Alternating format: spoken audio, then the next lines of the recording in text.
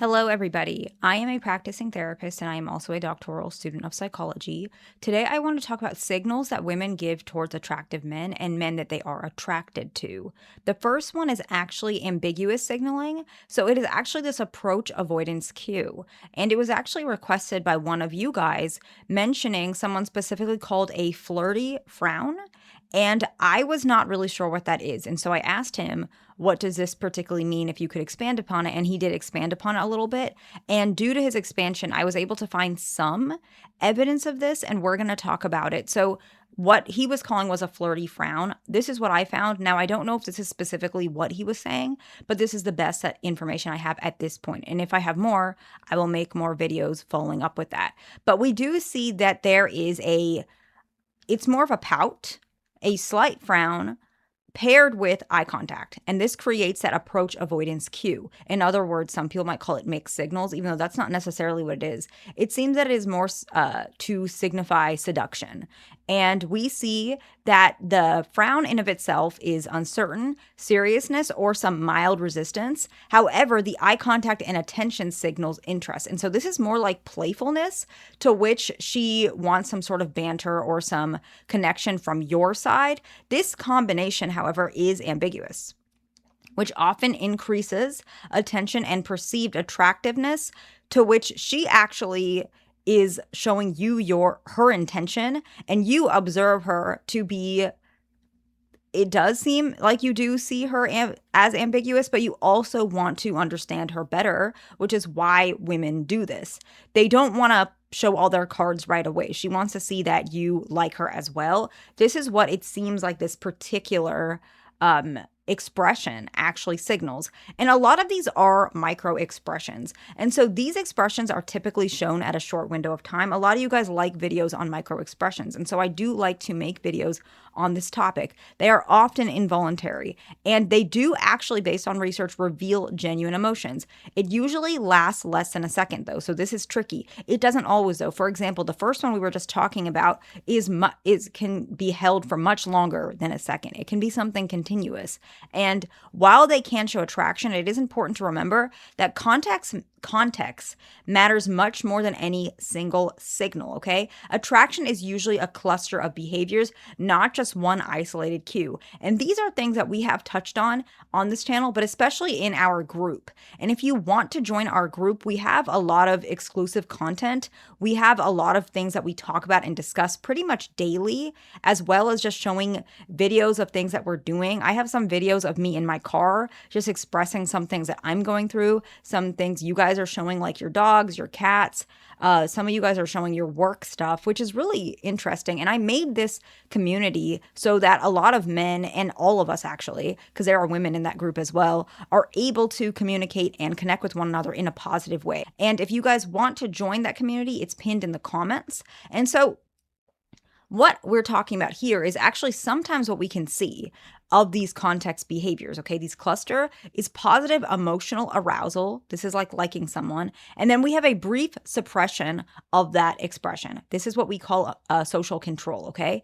And then those short leaks of these happiness-related facial muscles are actually activated. And so this is what these micro expressions are. And this is very much familiar with the first one we spoke about. Research in emotional psychology, which is pinned in, it's in the description box, shows nonverbal communication identified as facial patterns. Okay, so these are not just random emotions, they are patterns, and you can see all of that. Okay, and so this research of microexpressions, the one that I looked at, is 2018. There are so many. The most foundational one is actually, I believe, in the 50s or 70s, but we want more updated information. So I put both because they're both based off one another. Well, the 2018 is based off the older one. However, the 2018 showed something that was very interesting. It showed that this was across all cultures.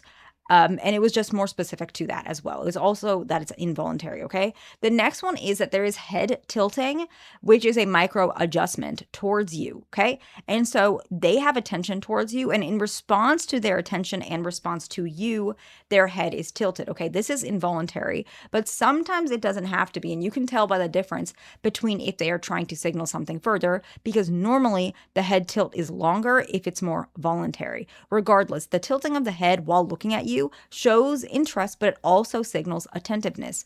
It is linked to engagement and attentional alignment. Even if she doesn't realize it, there's a subconscious alignment to you, which is why she is tilting her head, okay? The next one is mirroring expressions. If you smile, she might mirror it quickly, or it might be in sync with your expressions. It's not necessarily in sync. There is some lag time, but the lag time is so insignificant, you might not be able to catch it. And so it does show connection and engagement. An example of this, which is not necessarily attraction, but it is the same behavior, is if you've seen people in a crowd that they're talking, let's say a group of, it doesn't matter, gentlemen, ladies, whoever it is, they're talking and one person starts laughing, the other people start laughing as well because they're very engaged in their little bubble that they've created in the social situation.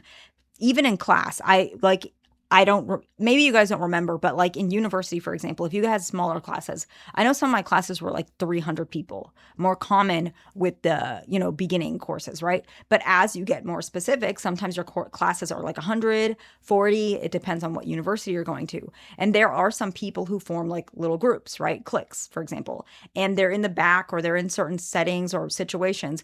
And when one person starts laughing, they all start laughing and disrupting the class because they're very in sync with each other rather than the rest of the class, whereas the rest of the class is doing other things. They're paying attention likely to the professor, but other things that are more non-specific in comparison to them. Theirs is more specific. They're in sync with one another.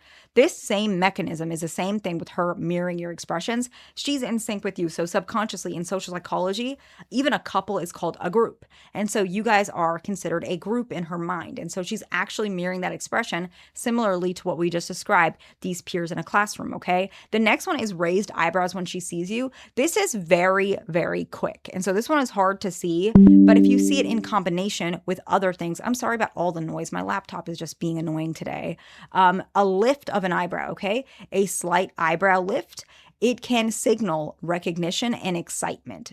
And usually it is excitement as well. She is trying to contain that excitement, but you can see it through these means, okay? The next one is a genuine smile. It's usually using both the mouth and the eye. So the corner of the eye slightly is either, I believe, crinkling could be a terminology, or just turned up because that expression is using more facial muscles, even if she's trying to suppress it. The next one is she looks at you and looks away and then looks again. It doesn't mean that she looks at you and then she looks away and then it's just like that. She usually looks away again. Typically, it might be the last point of looking away again, might take a little longer, but she does do that. And the next one is more in conjunction with a lot of these things. Rapid blinking. Normally this is because of discomfort, but it's not discomfort because she finds you uncomfortable. Usually it's because she finds you attractive, but she's not really ready for that. Okay. And so what do I mean by the best strategy of all this? Behavior clusters. Okay. We've talked about this and we talked about it in our group. Usually, if you want to make a move on a woman, you want to get her number, you want to talk to her, you want to see that there is some posture towards you, so her body's angled towards you, there's some consistent eye contact, and there is some smiling. Now, once you make a move, talk to her, and maybe you're not sure if you want to get her number yet, if you ask her a personal question, are you single? Are you new in this area?